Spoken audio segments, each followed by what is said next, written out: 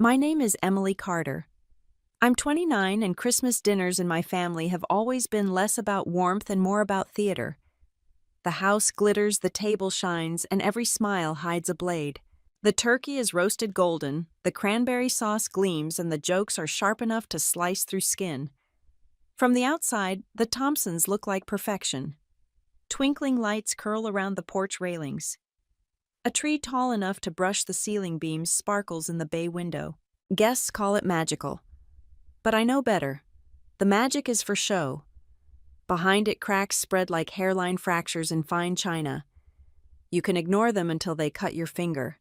Inside the dining room, everything is staged. Mahogany polished to a mirror. Silverware aligned like soldiers. Crystal glasses so thin they could break from a sigh. The chandelier overhead casts everyone in gold as if money itself was pouring down on us. It isn't for us. It's for the neighbors, for Dad's colleagues, for anyone who needs reminding that the Thompsons still sit higher than most. I cut into my roast quietly, eyes lowered when Marcus leaned back in his chair. My older brother has always known how to command a room. Tonight he made sure his cufflinks caught the light before he spoke. Working so hard yet still poor. Classic Emily. Laughter rolled down the table like a cue had been given. It wasn't spontaneous. It was practiced, the kind of laughter that doesn't come from humor but from habit. Dad joined in, smoothly swirling the amber liquid in his glass. His reflection gleamed back at him in the cut crystal as he delivered his line. Even a lifetime of work won't buy you a house. Some people just don't have the head for real success. The sting burned, but I didn't give them the satisfaction of seeing it. I smiled, instead, a small curve of my lips that looked like surrender. If they thought I was defeated, they'd move on. Sometimes silence is the safest armor. Marcus wasn't finished. He lifted his glass in mock celebration, his grin wide. "Some of us climb corporate ladders," he said. His eyes darted to me, sharp as broken glass. "Some of us still can't afford real furniture." A chuckle circled the table. Aunt Caroline, usually silent, even let one slip. I dragged my fork through the cranberry sauce, streaking red across porcelain like paint.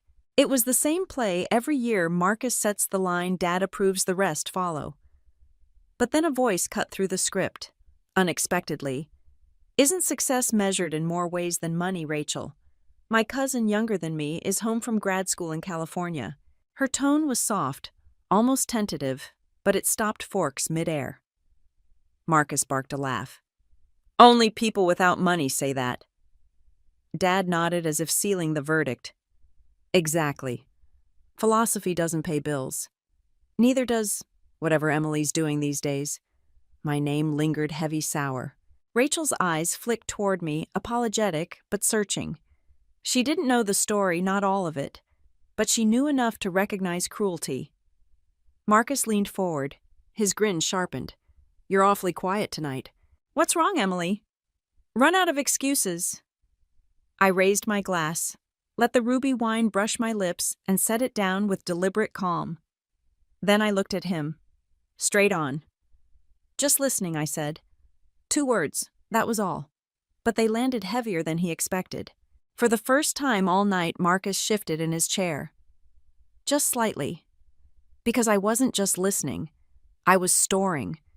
Every insult, every laugh, every sideways glance that told me I didn't belong.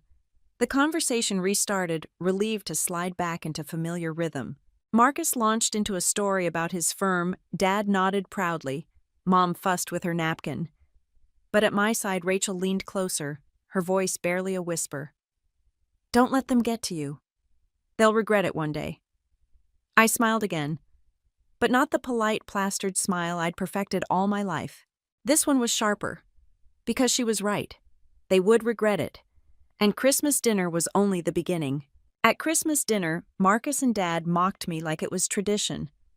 Poor broke, never going to own a house.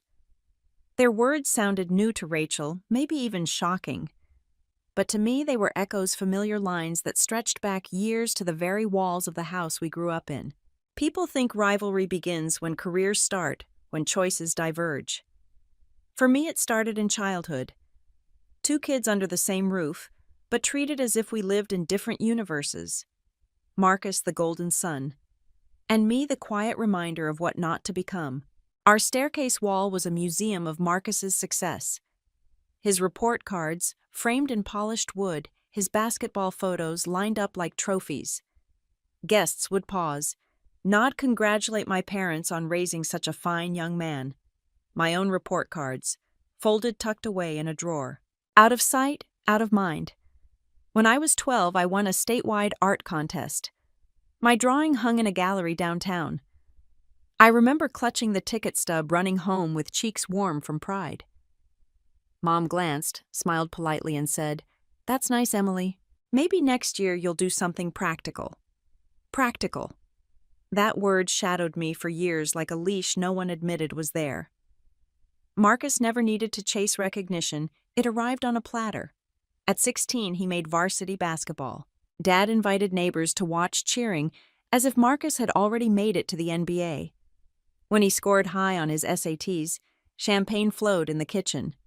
He was tall, confident, already rehearsing for the role of heir. I wanted something different. At 14, I taught myself coding on a hand-me-down computer. I built a rough 3D model of our house down to the kitchen counter and backyard swing. I pulled Dad into the room, proud. "Look, it's our house." He leaned in, briefly muttered, "Cute. But computers are for games, Emily. You'll never pay bills with that nonsense," and shut the door. The glow of the screen stayed bright. My pride cooled into something harder. Dinner conversations always drew the same lines. Dad asked Marcus about his professor's internships, business clubs. Mom rehearsed introductions for his future colleagues. When I tried to share an app prototype, a new program I'd built, they nodded politely before cutting me off with the same phrase Emily's still finding herself. "She'll land somewhere stable eventually." Stable. That word didn't comfort me. It pinned me down. But not everyone dismissed me. Mrs. Reynolds, my art teacher, noticed how my sketches weren't just pictures but systems.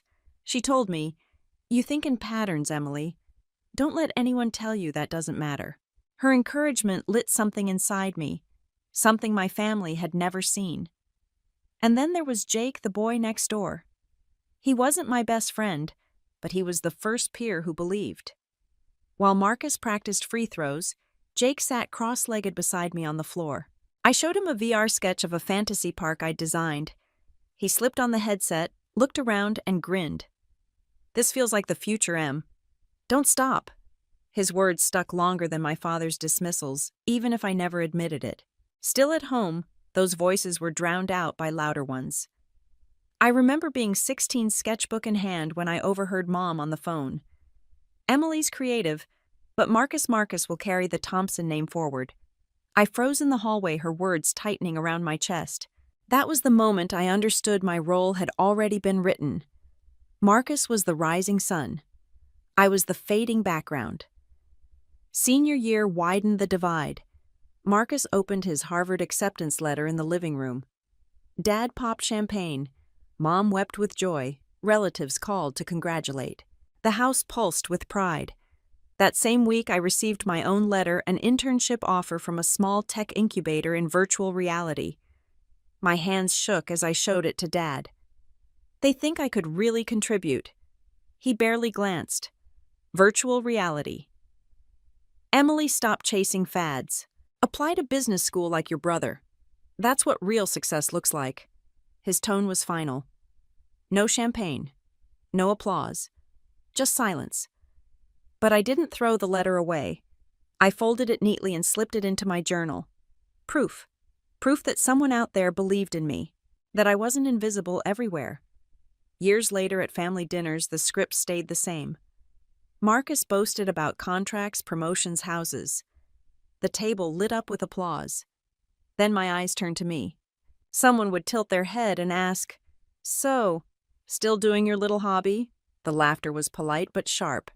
I always nodded, smiled faintly, and let them think I was small. But I carried those remarks like stones in my pocket. Heavy, yes, but useful. Mrs. Reynolds' encouragement stayed with me. Jake's awe stayed with me. Their voices, though quiet, kept me standing. Looking back, I realized the favoritism wasn't just about Marcus being the golden child. It was about me being the daughter. In our family, sons built legacies. Daughters kept peace. They had written my ending before I even started. But what they didn't know was this: every slight became fuel. Every dismissal hardened into resolve. While they polished Marcus's halo, I was building wings of my own. And one day those wings would take me higher than they ever imagined. At Christmas I smiled, while Marcus and Dad mocked me same as always. They thought I was fragile, that I'd bend under their words. But what they didn't know was that the turning point had happened years earlier at another dinner when I was 22. The table that night smelled of roast chicken and Chardonnay. Dad was bragging about Marcus again, his internship at Goldman Sachs, his professors at Harvard, his guaranteed future. Mom sat glowing, her pearls catching the chandelier light. Pride radiated across the room like stage lights. When the silence settled, I found my chance. My palms were sweaty, my throat tight, but I spoke anyway. "I'm not applying to business school," I said. "I'm starting my own company, in VR design." The room broke. Dad's fork hit his plate with a clang. "You're joking," he snapped. "I'm not. I've been working on prototypes." Marcus leaned back, a smirk painted across his face. "So you're betting your whole life on video games?" "It's not a game," I fired back. "It's an immersive design. Virtual space is enough." Dad's hand slammed against the table. The crystal rattled. "Do you know how humiliating this sounds? Your brother's at Harvard. Your cousins are in law and medicine. And you," his finger jabbed the air toward me, "you want to play with toys?" Mom reached for my hand, her voice softer but sharper than his anger. "Sweetheart, you're embarrassing yourself. People will think we failed as parents." Embarrassing. That word lodged deep, heavier than all their laughter combined. By dessert, the verdict was delivered. Dad's voice was flat. "If you walk away from business school, you walk away from our support. No tuition, no allowance, no safety net. You're on your own." Marcus grinned, satisfied. "Good luck paying rent with your little art projects." I wanted to scream, to throw every sketch and prototype across the table. But my voice came out low, steady. "Fine, I'll do it alone." That night I packed 2 suitcases, a box of sketchbooks, my battered laptop, and the keys to the Honda Civic Marcus loved to mock. By morning I was gone. My new home was a shoebox apartment in Tempe. Cracked walls, a mattress on the floor, roaches scattering when the lights flicked on. Clothes stayed in suitcases because I had no dresser. The Civic sagged in the lot, coughing every time it started. From the outside, I looked like a failure. Maybe that's what my family wanted to imagine me, suffering, proof that cutting me off was the right choice. But inside that apartment, another story began. At night, with neighbors arguing through thin walls, I opened my laptop. I coded, I sketched, I posted on forums. Most people ignored me. Some laughed. Even a friend at a tech meetup shook his head. "Emily, play it safe. Freelance. Don't gamble everything on this." I didn't argue. I just kept working. One night, fueled by cheap coffee, I uploaded my first digital environment, a simple interactive gallery, to an online marketplace. I closed my laptop expecting nothing. The next morning, a notification pinged. Someone somewhere had bought it. $600. I stared until the numbers blurred. 600. To anyone else, pocket change. To me, oxygen. Proof I wasn't crazy. Proof that the dream had weight, even if my family never saw it. I leaned back in my chair, sunlight slipping through cracked blinds, and for the first time since leaving home, I let myself breathe. My family pictured me eating ramen, drowning in bills, regretting every choice. Maybe that gave them comfort. But in that dingy apartment, under the hum of a flickering desk lamp, I had taken my first real step, and I promised myself something, then I'd keep it quiet. Let them believe I was broke, lost, struggling. Because when the truth finally surfaced, when the numbers grew too big to hide, their laughter would die in their throats. And the silence that followed would be mine. After my father cut me off, and Marcus sneered about my little art projects, I moved into that shoebox apartment with nothing but 2 suitcases, a mattress on the floor, and a Civic that coughed smoke every time it started. To my family, I was finished. To them, I was the cautionary tale, proof that chasing dreams meant falling flat. But the truth, that $600 sale I made in the dead of night was only the beginning. If you'd walked past my window back then, 2 in the morning, you'd see nothing more than a tired 20-something hunched over a laptop.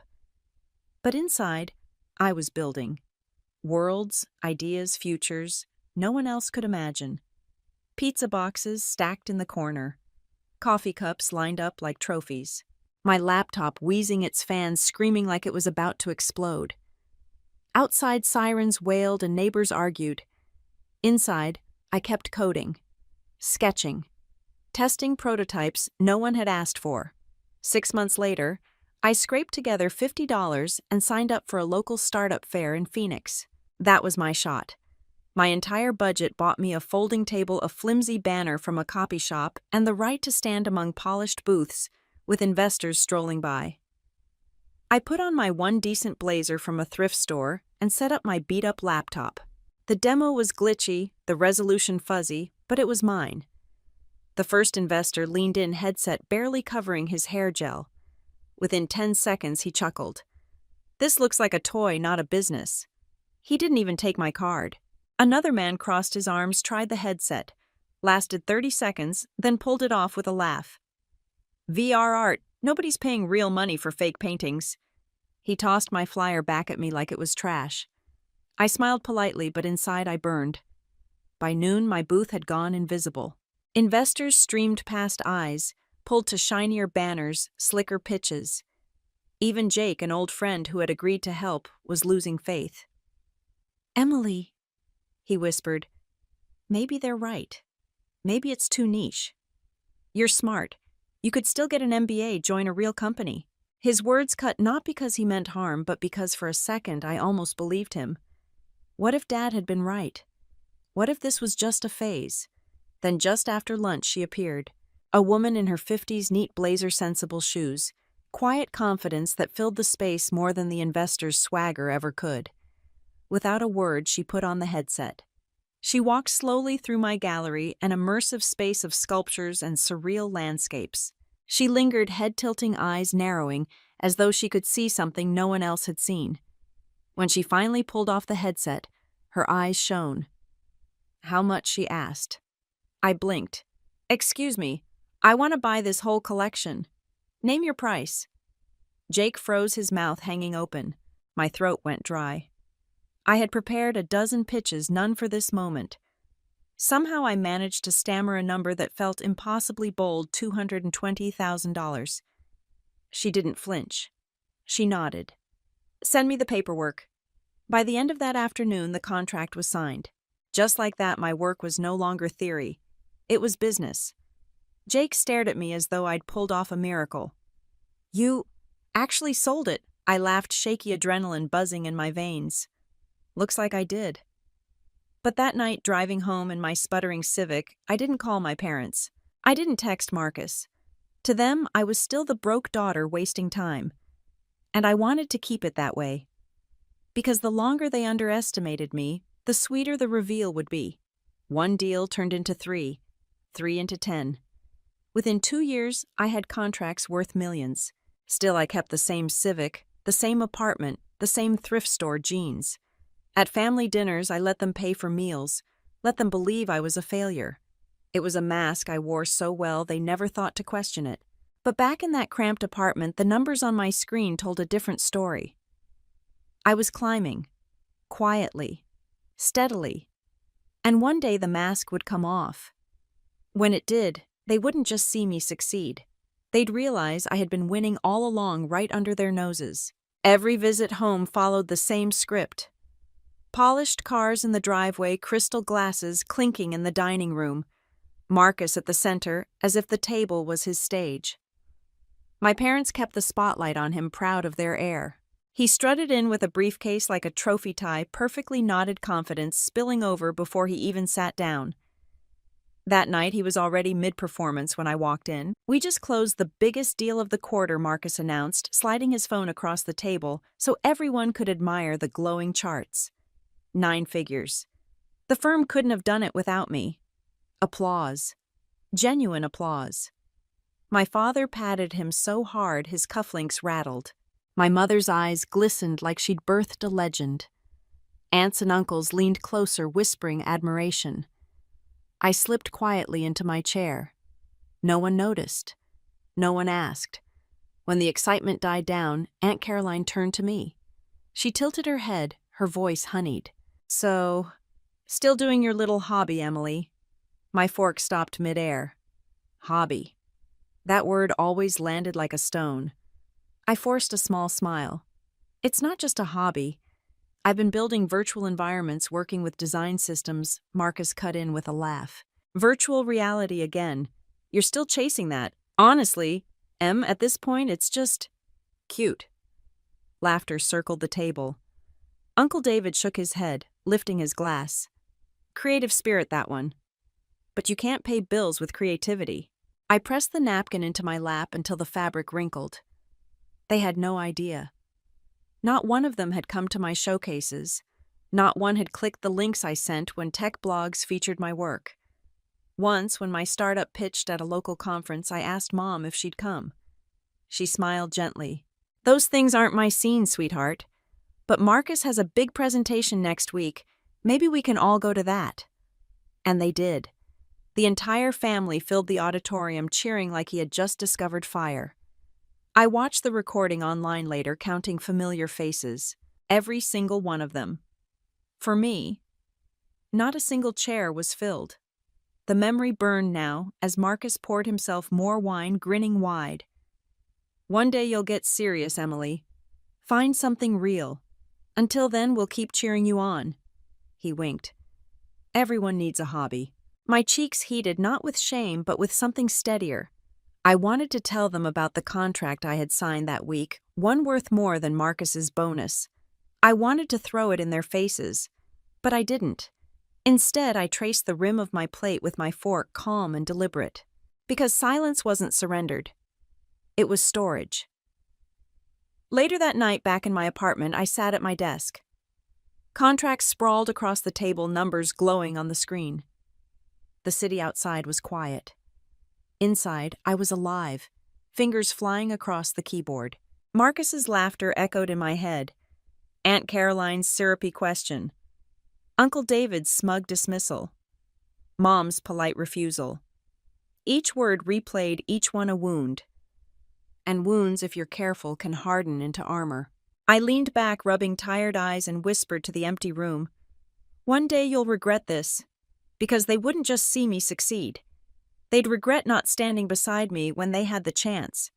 For now, I let them believe I was small, struggling, unimportant. But I was sharpening something they couldn't see. And the next time they looked across that polished dining table, my silence would cut sharper than any laugh they'd ever thrown at me. From the outside, I was still the same Emily. The Civic parked crooked in the lot, coughing smoke every morning. The cracked apartment walls that smelled faintly of mildew when it rained. My groceries packed into bags that looked like they'd been through a war. Anyone passing by would shake their head and think, "Poor girl, she never figured life out." And I let them. I gave them the image they wanted, a failure they could use as gossip over wine and backyard barbecues. It was easier that way. Their assumptions were the perfect disguise. But here's what they didn't see. One afternoon, I sat in a cramped conference room in San Francisco, my second-hand blazer clinging to my back with sweat. The table was covered in papers, laptops, coffee cups, half-drained. Across from me sat 3 men in polished suits, their pens clicking against notepads. They looked at me like I was a puzzle they weren't sure was worth solving. The contract lay between us, 7 figures on the line. My hand trembled as I slid the final page across. The lead investor leaned back, studied me for a long moment, then scrawled his name in neat, deliberate strokes. Just like that, the deal was done. I shook his hand, mine clammy but steady. Inside, adrenaline rushed like fire through my veins. Outside, I was calm, nodding, thanking them for their time. They had no idea that 2 hours earlier I'd been eating cold noodles at my desk, praying the Civic wouldn't stall on the drive over. That contract bought me more than money. It bought me silence, the ability to keep living small on the outside while quietly building something unstoppable on the inside. But there were close calls. One summer, Mom invited me to a family brunch. Marcus had just closed on his second house, and the gathering was an excuse to parade it. I showed up in faded jeans, hair tied back, carrying a modest bottle of wine I'd picked up at the corner store. They barely noticed me until Dad's friend, a finance consultant, cornered me at the buffet. "I think I saw your name in a tech newsletter," he said casually, spooning eggs onto his plate. "Something about VR platforms that you—" My heart slammed against my ribs. I forced a laugh. Must be someone else. Lots of Emilys out there. He frowned, searching my face, then shrugged and turned away. I exhaled slowly. Hands clenched so tight around my plate, I almost cracked the china. That night back in my apartment, I replayed the moment again and again. How close it had been. How a single slip could have shattered the disguise. But part of me is thrilled at it.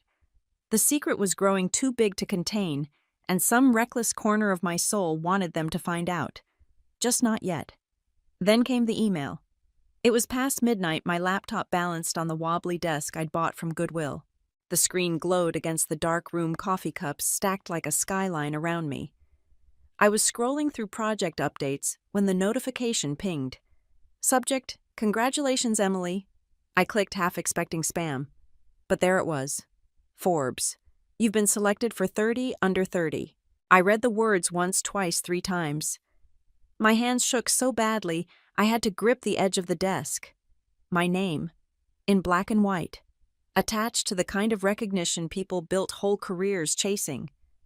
For a long moment, I just sat there staring at the screen. Then I did something that might sound strange. I pressed delete, because recognition wasn't the goal. Not yet. I wanted the reveal to come on my terms, not through a magazine blurb. Still, after I hit delete, I sat back and let the weight of it settle. Proof. The world was beginning to notice. Meanwhile, my family stayed blind. At Christmas, I parked the Civic outside Marcus's mansion. He smirked at the dents as he adjusted his cufflinks. Mom tutted at my shoes. Dad sighed when I offered to bring store-brand dessert. They thought I was clinging to scraps, surviving on hand-me-downs and pity. But behind closed doors, the story was different. When neighbors whispered, "She's broke," I was negotiating a deal in London. When old classmates bragged about promotions, I was signing an acquisition contract that would ripple across Europe. And when Claire, an old high school rival, mocked my Civic in the grocery store parking lot, she had no idea her paycheck depended on the very company I owned. Every insult, every dismissive glance became fuel. The more they doubted, the more powerful my silence grew. But secrets have a way of slipping loose. It started with whispers in tech circles, blog posts speculating about the mysterious founder behind a billion-dollar design platform, investors mentioning my name during interviews. Each time my pulse quickened. Each time I wondered how long until the rumor reached the wrong ears. I thought I had more time. I was wrong. One evening, my father's colleague forwarded him a link. The subject line was simple. "Is this your daughter?" Emily, the headline read. Forbes, America's youngest billionaire, has been living in plain sight. The lie I had carried for years cracked open in a single subject line. And instead of fear, I felt a strange calm. For the first time, I was ready. Christmas Eve in my family was never quiet. The chandeliers glowed the dining table, stretched long and shining, and laughter filled every corner. From the outside, it looked like a celebration. From the inside, it felt like a stage one where I always played the same role. Marcus sat at the center like he owned the spotlight. His Rolex caught the light every time he moved, his voice booming just a little louder than necessary. He didn't talk so much as perform. "Hard work pays off," he said, sparing a piece of turkey. Of course not for everyone. Eyes slid toward me. A chuckle rolled around the table. I kept cutting my food slow and steady. My fork scraped the plate just enough to drown out their noise in my own ears. Cousin Sarah leaned forward. her pearls swinging slightly as she smirked. Emily didn't. You say you were freelancing? That must be unpredictable. Her tone dripped with mock sympathy, the kind that wasn't meant to comfort but to wound politely. Before I could reply, Dad chimed in, his glass raised halfway. Unpredictable doesn't pay bills. That's why stability matters. If you'd followed Marcus's path, you wouldn't be treading water. The room hummed with agreement. Aunts nodded, and smiled knowingly, like my father's word was gospel. Mom reached across for her wine. Her voice was soft, practiced, and yet it cut deeper than the sharpest laugh. We just want you settled, sweetheart. By now you should have something steady, not still chasing ideas. Ideas. She made the word sound like a curse. For a moment I felt the familiar burn in my chest, but I swallowed it. I had learned long ago that silence was sharper than argument. Of course, I murmured. My voice was calm, almost disinterested. Sarah's eyes glittered. We only say these things because we care. It's just hard to watch you stall. That word stall landed like a slap. Marcus lifted his glass high. To my family, he said, and to make the right choices. The clinking of crystals followed. Laughter rose again. My glass stayed on the table untouched. But I wasn't the only one watching. At the far end, Rachel, my younger cousin, home from California, shifted in her chair. She'd been quiet all night, but her gaze flicked between me and Marcus. She chewed her lip, then finally spoke. Not everyone measures success the same way, she said softly. The room froze for a second, forks midair. Marcus let out a laugh that was all performance. That's what people say when they can't make it. Dad chuckled, nodding. Exactly. Philosophy is nice, but it doesn't build futures. Rachel shrank back, her cheeks red. I caught her eye, gave her a faint smile. It was the first honest thing anyone had said all night. Conversation shifted again back to Marcus. His bonuses, his latest car, the vacation he was planning in Italy. Each word layered over me like bricks. But then Uncle Peter, who had drunk more wine than he should, joined in. Emily. You still driving that old car? He asked loudly. Saw one like it broken down on the highway last week. Thought of you. Laughter burst raw and unchecked this time. My hand tightened around my fork, but I forced my expression still. Calm, detached. Heather, my cousin, who loved to follow Marcus's lead, smirked. You should let Marcus pick out your next car. Maybe then you'll arrive on time in style. Her words slid through the room like knives, but I didn't flinch. I simply adjusted my napkin, slow and deliberate, because what they didn't know, what none of them knew, was that my company had just closed an international deal that very morning. The wire confirmation was still fresh in my inbox, more zeros than they could imagine. I could have thrown it at them right then. Could have flipped the table of mockery with a single truth. But not yet. Timing was everything. As the laughter died down, I slipped my phone from my pocket, careful beneath the tablecloth. One buzz. One new email notification glowing against the screen. Subject: Forbes, confirmation of publication. Embargo lifts December 26, 6:00 a.m. Estant. The faintest smile tugged at my lips. They thought tonight was about piling on until I cracked. They thought their jokes were sharp enough to break me. But I wasn't breaking. I was waiting. Counting down. 48 hours. That was all. In 2 days, the world and this very table would know exactly who I was. And once the truth surfaced, there would be no going back. The dining room glowed with gold light, the chandelier spilling warmth across polished silver and crystal. The smell of turkey butter and cinnamon filled the air. But beneath it all, the mood had turned sharp. Laughter rippled down the table. Not kind laughter, but the kind that fed on someone else's silence. My silence. I sat still. Fork poised, smile faint. Every time I let a comment pass, the room grew bolder. My quiet had become a game, and they were winning round after round. I reached for my glass of water, the stem cool between my fingers. That was when Heather pounced. Heather had always loved the sound of her own voice. She leaned forward now, her perfume cloying her lipstick, leaving a red crescent on the rim of her glass. Her earrings sparkled as she tilted her head, a smile too wide, too sharp.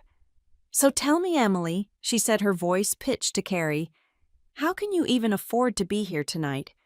Do you need someone to spot you for the bill?" The words cut the air clean in two. For a heartbeat, the room froze. Forks hovered, glasses still. Then came the laughter, soft at first, rippling like a current. Marcus was the first to let it out, chuckling, shaking his head as if Heather had just spoken the obvious truth.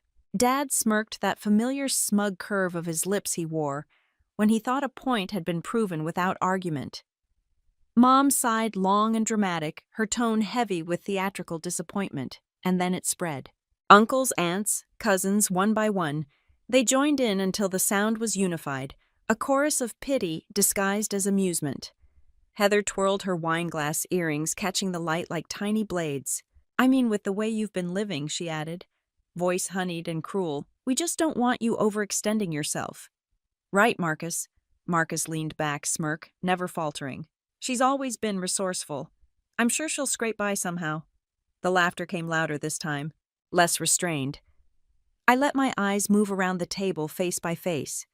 Sarah, who used to whisper secrets with me during sleepovers, silent. Aunt Caroline, who once told me I had so much potential, silent.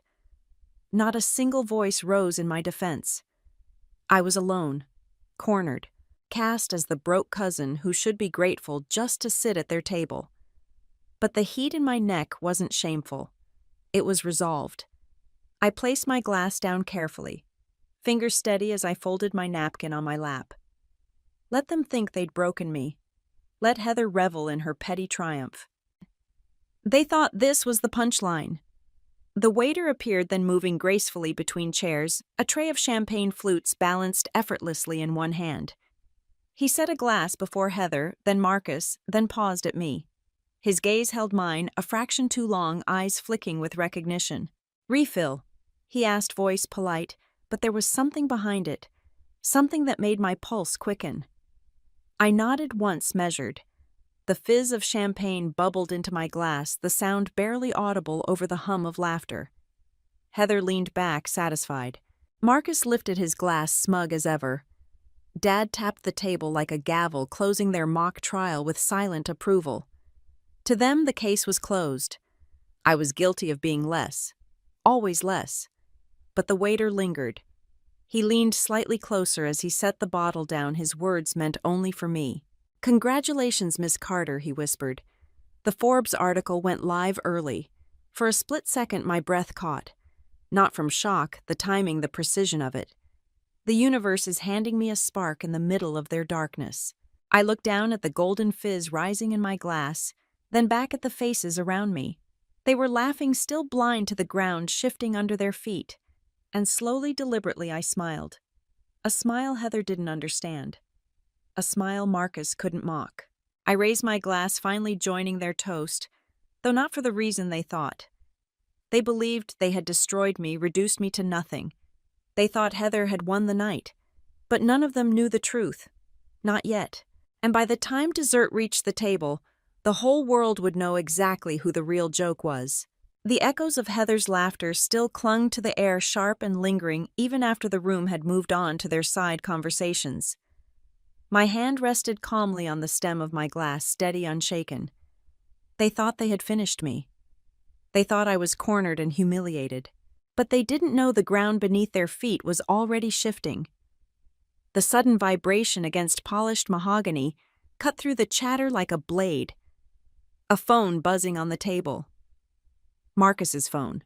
The vibration was loud, insistent, rattling against the fine wood as though it demanded attention. Marcus glanced at the screen and straightened. His shoulders squared, his smug grin fading into something far more controlled. "It's my boss," he announced, his voice suddenly clipped and professional. He rose slightly in his chair, hitting the answer button with the speed of a man eager to impress. "Yes, sir," Marcus said brightly. "Merry Christmas." "Of course, thank you. Same to you and your family." At first it sounded like routine chatter, the same polished tone he used when talking to anyone above him in rank. But then something changed. His face, usually so composed, drained of its color. His eyes flicked to me quickly, nervously. "Yes. My sister." he repeated, his voice cracking on the word. The table was still. Forks hovered above plates. Conversations cut off mid-sentence. It was as if everyone at once had sensed the shift, and then faint but clear the voice on the other end carried across the table. "Is your sister really Forbes's youngest billionaire?" The words landed heavier than any insult I'd endured all evening. Marcus froze, his jaw slack, his mouth hanging open like he'd just swallowed glass. He tried to form words, but nothing came. His boss chuckled, the sound leaking from the speaker, unbothered and confident. "It's all over the news," the man continued. "Forbes just broke the story. Emily Carter. Quiet under the radar. Brilliant tech founder. My entire board's buzzing about it. Congratulations to your family, Marcus. You must be proud." Marcus's hand trembled around the phone. His knuckles whitened as though the device might slip through his fingers. Yes, sir," he stammered. "Thank you, sir. I'll pass it along." His thumb jabbed at the screen, ending the call too quickly, too desperately. The silence afterward was suffocating. No one laughed. No one spoke. It was as though the chandelier above had frozen mid-sparkle, refusing to cast another light until someone broke the moment. Marcus placed his phone down carefully, too carefully, like one wrong move might shatter the room's fragile stillness. His eyes darted between the faces around the table, searching for a lifeline, but finding none. Dad leaned forward, his voice softer than I'd ever heard it. "Marcus, what was that about?" Marcus swallowed, his throat working visibly, his jaw tightening as though he might grind his teeth to dust. He hesitated, eyes flicking to me again. He said, "Emily's in Forbes. Forbes' youngest billionaire." The words cracked through the room like a thunderclap. Gasps, sharp audible intakes of breath. My uncle dropped his fork with a clatter, the metal ringing against fine china. Mom's hand shook as her wineglass hovered halfway between the table and her lips. Heather blinked rapidly, her perfectly rehearsed smirk slipping into nothing but disbelief. Even Sarah, who had joined the chorus of mockery earlier, sat with wide eyes, her mouth slightly open as though she had forgotten how to breathe. I didn't flinch. I didn't rush to explain or confirm. Instead, I swirled the golden liquid in my glass, letting it catch the light from the candles. Calm. Silent. Composed. Marcus's breath came uneven now, ragged, his face pale. His hands gripped the edge of the table. He turned to me at last, voice raw. "Emily, is this true?" Every eye at that table snapped to me at once. Their stares burned not with mockery anymore, but with something else. A cocktail of awe, fear, and shame. I let the silence stretch. Let them sit in it, squirm in it. Let the weight of every cruel word they'd said just moments before press against their chests like iron. Then I looked up, meeting Marcus's desperate gaze. Slowly, deliberately, I lifted my glass. And I smiled. I didn't speak a single word. I didn't need to. The message was clear enough. The room that had roared with laughter at my expense only minutes before now drowned in their own stunned silence. This was not the end. It was only the beginning. The silence stretched like glass about to shatter. Forks lay abandoned on plates, the turkey sat untouched, and every pair of eyes pressed into me. They waited, hungry for me to stumble, desperate for me to deny it, to say Forbes had made a mistake. I let the silence swell heavier, thicker, until it settled like smoke in their throats. I gave them nothing. Then came the sound. A polished shuffle of shoes across the parquet floor, cutting through the stillness like a knife. A waiter in a black suit stopped at my side. His presence was ordinary, but his words were not. "Welcome back, Ms. Carter," he said, his tone calm but deliberate. "Your usual arrangement?" The words dropped like a stone into water. Ripples of shock coursed through the table. My father blinked rapidly as though trying to rouse himself from a dream. My mother's hand shot to her pearls, twisting them until the string strained against her throat. Marcus's jaw slackened, his color draining to ash. Heather froze mid-smirk, the lipstick at the corners of her mouth cracking as if even her mask couldn't withstand the moment. I tilted my head slightly, unhurried. "Yes," I said, my voice even. "Bring it out." The waiter bowed and walked away, his steps deliberate, certain. Behind him, confusion thickened like fog. "Your usual arrangement?" My mother whispered, her voice thin, breakable, as if one wrong word might splinter her entirely. I set my glass down gently and folded my napkin with care, every motion deliberate. "Yes, I come here often. The staff know me." My father leaned forward, red blotches rising up his neck. His voice cracked like a whip. "Emily, what is this? Some performance?" Before I could answer, the lights dimmed. The soft carols that had been playing faded into silence. Screens hidden along the paneled walls flickered on one after another, bathing the dining room in a cold electric glow. Gasps shot around the table. And then they saw it. My name stretched bold across the screens. Forbes, Emily Carter, youngest billionaire after groundbreaking IPO. A photograph filled the space, me at a podium, cameras flashing the glass tower of my company rising behind me. Not the Emily they thought they knew. Not the cousin in thrifted jeans. Not the daughter with peeling apartment walls and a wheezing car. This was someone they didn't recognize yet couldn't deny. The dining room suddenly felt smaller, as though the walls themselves were pushing inward. Heather's chair screeched against the floor as she stumbled backward. No, this isn't real. You're broke. You drive that car?" I turned my gaze on her, calm, almost pitying. "Appearances can be useful, Heather." My father's hand slammed against the table, rattling the crystal. "If this is true, why hide it? Why let your own family believe you were failing?" I cut in, my tone sharp enough to slice through him. "Because that's what you wanted to believe. It was easier for you to make me fail than admit you'd been wrong about me." Another screen lit, then another. Images poured across the walls. Me shaking hands with investors, cutting ribbons at new offices, delivering keynotes at conferences they'd never cared to ask about. Headlines scrolled like a ticker: acquisitions, expansions, global partnerships. Years of my life, years. They had dismissed, ignored, mocked, illuminated around them, undeniable, inescapable. My mother's wine glass trembled in her hand, red liquid sloshing dangerously close to the rim. "Emily," she whispered, her voice cracking. "Why didn't you tell us?" I locked eyes with her, unblinking. "Would you have listened? Or would you have laughed like the night I told you I wanted to build something new?" Marcus shifted uneasily in his chair. The gleam of his cufflinks dulled his composure, unraveling. His voice was barely audible. You let us think you were nothing."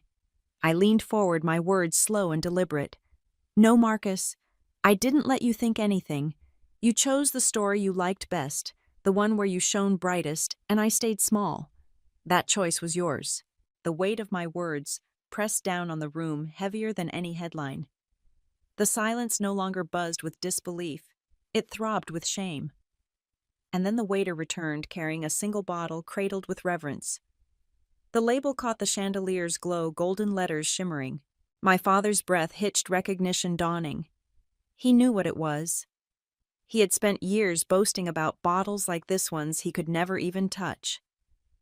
"Compliments of Ms. Carter," the waiter announced. With a careful twist, the cork popped free. He poured into each crystal flute with unhurried precision, the fizz catching the light like liquid fire. No one moved at first. Their hands hovered hesitant, as though unsure if they were worthy to touch what had been set before them. I lifted mine first. Calm, steady. My gaze swept the table one by one.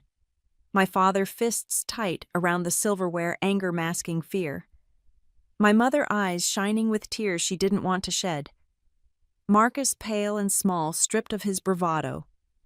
Heather, lips parted, the smirk gone, her silence louder than any insult. For 15 years, I said, my voice carrying into every corner of the stunned dining room, you called me the family failure. Tonight you finally see the truth. And I drank. The others followed reluctantly, their hands trembling as they raised their flutes. They swallowed champagne that burned not because of bubbles, but because it tasted like regret. This wasn't Christmas dinner anymore. This was reckoning. The chandelier sparkled above us. The screens glowed, and for once in my life the table was mine. The first sound came from my mother. A thin gasp, then the faint clatter of pearls twisting too tight around her throat. They left faint red marks on her pale skin. Her eyes darted to mine, shimmering with something that wanted to be pride but sagged under years of habit. "Emily, darling," she said softly. The words were brittle, rehearsed like she'd practiced them in a mirror, but never spoken them with conviction. "We're proud of you. Proud." The word felt foreign in her mouth, like she had borrowed it from a stranger, hoping it would fit for the moment. My father was next. He straightened in his chair, puffing his chest, his old tricks of posture and authority sliding back into place like armor. His voice carried that calm edge he used in boardrooms when he was about to bulldoze someone. "Impressive," he said. "Truly impressive. Perhaps this is an opportunity for us to collaborate. Family ventures. Investments. We could build something together." I didn't even need to speak. I only raised my hand. That simple motion, slow deliberate, was enough to silence him. "You want it now?" I asked, my voice cold as steel. After years of refusing to put a single dollar into my ideas, the words cracked against the polished table, sharper than broken crystal. Marcus leaned forward. His cufflinks no longer gleamed with triumph, they glistened with nervous sweat. His voice carried not curiosity, not concern, but accusation. "Why didn't you tell us? You let us think you were barely surviving. You let Mom worry." I locked eyes with him. Calm, steady. "No, Marcus. I didn't let you think anything. You chose the story you liked best." The hit landed. I saw it in the tightening of his jaw and the twitch of his lips, as if words were fighting to break free. But none came. My mother forced out a shaky laugh too high-pitched to sound natural. "Families fight," she said, grasping at the air like someone groping in the dark. "That's what families do. But at the end of the day, blood is blood. Don't you think it's time to move forward? You've proven yourself now." I leaned back slightly, the chandelier's glow shimmering in my glass. My voice sharpened, slicing each syllable clean. "Prove myself, I didn't need to prove anything. What I needed was respect, even when you thought I had nothing to give." The chandelier above swayed slightly, its crystals catching the golden light, scattering it across the table. The silence deepened. It wasn't the stunned disbelief of earlier. It was heavy, suffocating, like the air had turned to cement. And then from the far end of the table, a new voice slithered into the quiet. Uncle David. He leaned back lazily, swirling the last inch of whiskey in his glass. His grin was slick, opportunistic, the kind of smile that only ever appeared when there was something to take. "Emily," he drawled, "if all this is true, and clearly it is, maybe you'd consider letting me buy a stake in your company. Keep it in the family, you know." I almost laughed. The sound rose in my chest, but came out as something colder. "Keep it in the family," I said. "The same family that laughed at me out of rooms. The same one that called me a burden, and embarrassment left me sleeping on a mattress on the floor. That family." David shrugged, unbothered. His casual arrogance was almost insulting. "Business is business. Don't take it personally." That was when I pushed my chair back. The scrape of polished wood against marble rang sharp, startling, making every head at the table flinch. I rose, the champagne flute still in my hand. For the first time all evening, every eye was on me, without a smirk, without a whisper. "Let me make something clear." My voice cut through the heavy air like a blade. "I built this empire without you. I asked for support once you mocked me. I asked for respect, you dismissed me. Now you want a seat at my table?" I let my gaze sweep across them slowly, deliberately. Marcus pale, his once perfect confidence draining from his face. Mom blinking rapidly as though she could blink herself into another reality. Dad fists clenched around silverware, his old authority slipping through his fingers like sand. Heather motionless, her lips parted but no sound came. "I don't owe you partnership," I continued. "I don't owe you forgiveness. And I certainly don't owe you the comfort of pretending you always believed in me. Emily." Dad tried again, his voice harsher, desperate to reclaim something, anything. I didn't let him finish. "You talk about family, but family isn't supposed to cheer only when you win. They're supposed to stand beside you when you lose. Not one of you did. The chandelier's light glinted in my glass as I raised it slightly higher. The champagne fizz rose and popped, each bubble echoing like sparks in the tense silence. What followed wasn't disbelief anymore. It was something heavier. Shame. It pooled in the corners of the room, crawled up their spines, pressed down on their shoulders until they all seemed smaller. I took a slow sip, savoring it, letting them watch, letting them taste their own silence. Tonight isn't about your sudden pride. It isn't about deals or investments. Tonight is about the truth. I set my glass down with deliberate care, the sound echoing like a gavel strike. And the truth is, I don't need you. Not anymore. The words didn't echo. They sank. Heavy stones dropping deep into water, leaving only ripples of silence behind. Marcus looked as though he might break apart, words tangled and choking him.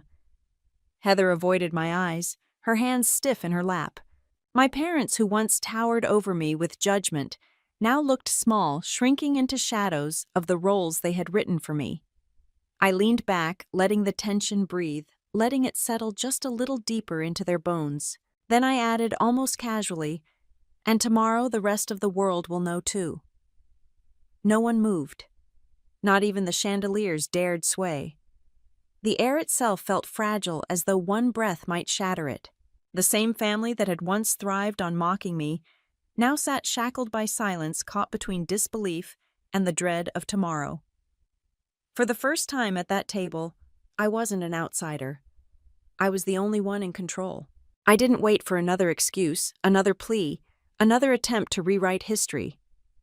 The scrape of my chair against the marble floor was sharp, final, like a gavel striking down in court, and then I walked away. Behind me, the clinking of glasses, the shuffle of shoes, the frantic clearing of throats all blurred into nothing. The family that once relished watching me squirm now sat in silence, their power dissolving into thin air. The hallway outside the banquet room stretched long and quiet, lined with gilded mirrors and candles flickering against polished walls. My heels echoed with every step, steady, certain each click pulling me further from the noise. For the first time that night I could breathe. The air felt cooler, freer, as if even the building itself knew a verdict had been reached. A waiter appeared, the same one who had whispered to me earlier. His movements were careful, almost reverent. He paused, bowed slightly, and said softly, "We're honored to have you here, Miss Carter." Truly, that single moment of respect from a stranger carried more weight than every hollow compliment my family had scrambled to throw at me tonight. His words weren't dipped in guilt or bargaining. They were simple, honest, and they landed deeper than I expected. I thanked him with a nod, then walked further down the hall. My heels tapped softly like punctuation marks in the silence. From behind the doors, muffled voices followed me. My father's sharp tone, my mother's high-pitched whisper, Marcus cutting in, Heather muttering. Even now they were trying to salvage pride to bend the narrative in their favor. For a second, guilt tugged at me. Family is family, isn't it? That's what they always said. But then I remembered their version of family only worked when I stayed small, when I lowered my head, when I played the role of failure so Marcus could shine brighter. And I was done playing small. I pushed open the doors and stepped outside into the December night. The cold hit me instantly, crisp and bracing, the kind of cold that wakes every nerve in your body. The city stretched before me, lights blazing against the dark sky, 1,000 silent witnesses to the life I had built. My breath frosted in the air, but inside I burned steady. Not with anger anymore, not even with vindication, with clarity. Voiceover. The sweetest revenge isn't shouting. It isn't throwing their words back in their faces. The sweetest revenge is being undeniable. So undeniable that even your silence is louder than their mockery. I paused at the edge of the steps, the banquet hall glowing behind me. From inside came muffled bursts of argument, my father's frustration, Marcus scrambling to reassert himself. Heather's disbelief, my mother's nervous laugh.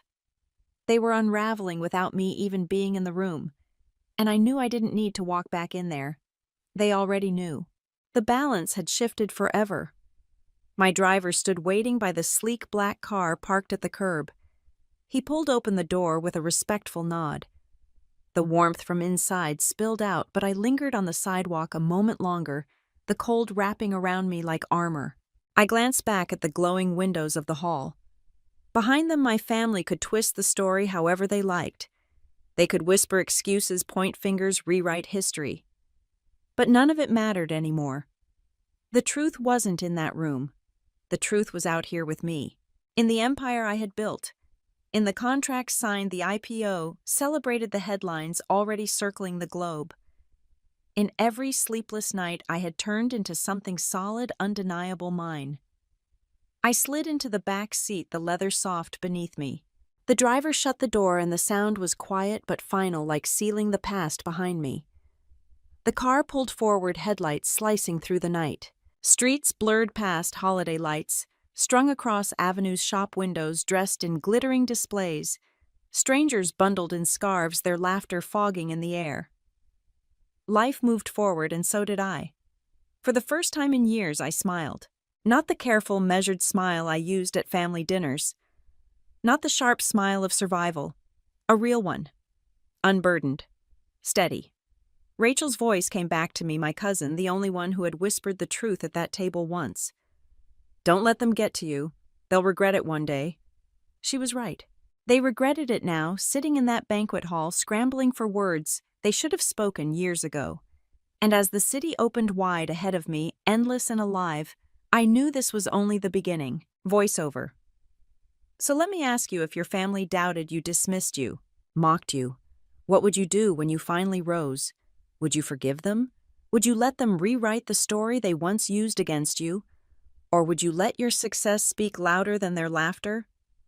The car turned onto a wide boulevard, neon signs reflecting off the windows, the hum of the city filling the silence. I leaned back against the seat, letting the rhythm of the road steady me. The banquet hall was behind me. The reckoning was behind me. What stretched ahead was mine alone to claim, because no matter what came next, the truth was already written, and this time it was written by me.